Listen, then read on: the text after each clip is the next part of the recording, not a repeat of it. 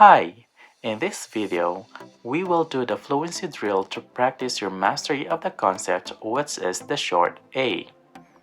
To decode the word, first, identify the concept and its sound. Second, sound out its letter. And third, go back to the beginning and say the word.